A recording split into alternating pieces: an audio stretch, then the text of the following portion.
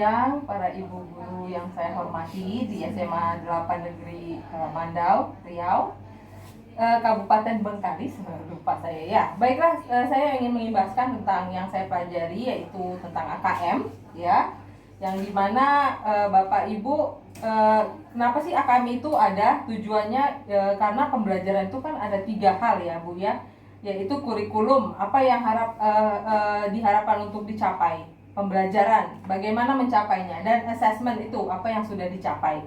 Nah, sekarang setelah pemerintah mengadakan juga perbaikan, intinya adalah AKM itu asesmen kompetensi minimum itu dirancang bagaimana untuk menghasilkan informasi yang memicu perbaikan kualitas belajar mengajar dan pada gilirannya dapat meningkatkan hasil murid gitu. Itu tujuan AKM itu terbentuk. Nah, komponen instrumen AKM itu untuk mengukur yang mengukur kompetensi yang paling diperlukan di dalam AKM ini ada 2. Yang pertama yaitu untuk literasi.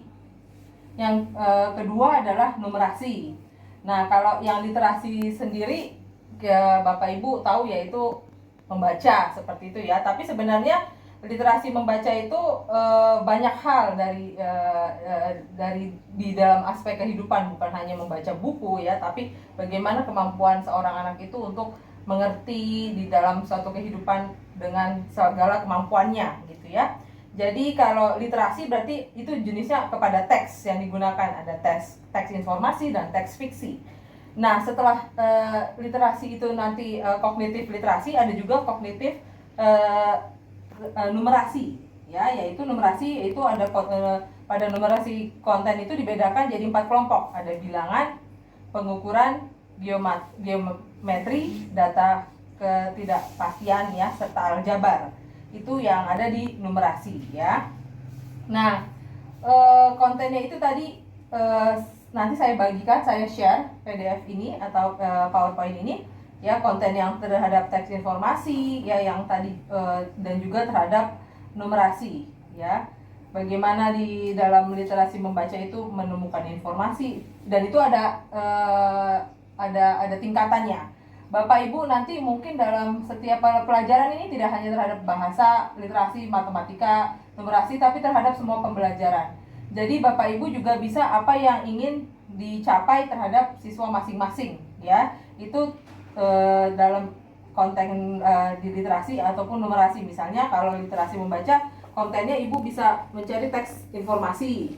Dari teks informasi itu atau teks fiksi itu, misalnya Ibu proses kognitifnya apa, mau cuma menemukan informasi, bisa sampai interpretasi, integrasi ya, atau evaluasi sampai refleksi boleh juga ya. Jadi begitupun numerasi, ada pemahaman, penerapan, penalaran, dan diharapkan apa yang ibu-ibu harapkan terhadap siswa tersebut gitu ya. Nah, itu juga contoh soal literasinya di sini saya juga akan memberikan, nanti akan sharing contoh-contoh literasi yang menuntut untuk AKM ini ya. Begitupun literasi dan untuk numerasi di sini saya punya banyak contohnya gitu ya. Sehingga nanti pada akhirnya Bapak Ibu ibu-ibu akan mendapatkan nanti menjadi 4 kelompok siswa-siswa di dalam segala pembelajarannya ya. Misalnya apa sih bagaimana hasil AKM itu dilaporkan. Nah, setelah dilaporkan itu ada 4, nanti Ibu akan menghasilkan 4 tingkat kompetensi yang perlu yang pertama yaitu adalah siswa-siswi atau yang di tahap perlu interferensi khusus. Jadi artinya apa? Itu berarti muridnya belum mampu menemukan atau mengambil informasi eksplisit yang ada dalam teks ya. Dan itu dalam literasi membaca ya. Yang kedua, setelah itu ada di tingkat kompetensi dasar, yaitu murid mampu menemukan, mengambil informasi eksplisit yang ada di teks. Ini untuk literasi contohnya ya.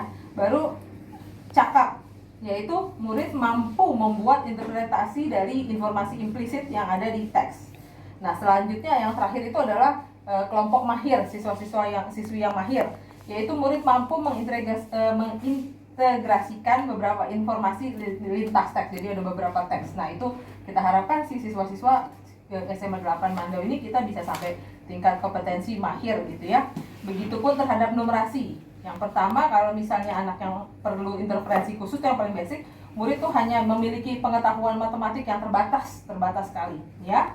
Yang kedua, habis itu dasar. Murid hanya memiliki keterampilan dasar matematika, yaitu komputasi dasar dan bentuk persamaan langsung, konsep dasar terkait geometri dan statistika, ya, serta menyelesaikan masalah yang sederhana banget. Setelah itu ada kelompok cakap. Kelompok cakap itu siswa mampu mengaplikasikan pengetahuan matematika yang dimiliki dalam konteks yang lebih beragam, ya. Nah, yang terakhir itu yang kita harapkan yaitu siswa-siswi kita bisa mahir, mampu bernalar untuk menyelesaikan masalah kompleks serta non rutin berdasarkan konsep matematika yang bisa diterapkan di dalam kehidupan aslinya misalnya. Ya, itu sekian dari saya pengimbasan saya hari ini. Kalau ada pertanyaan nanti lewat WhatsApp ataupun email saya, ya, semoga berguna untuk kemajuan SMA Negeri 8 Mandau Kabupaten Bengkalis ini. Terima kasih saya ucapkan kepada yang sudah hadir. Terima kasih, selamat siang.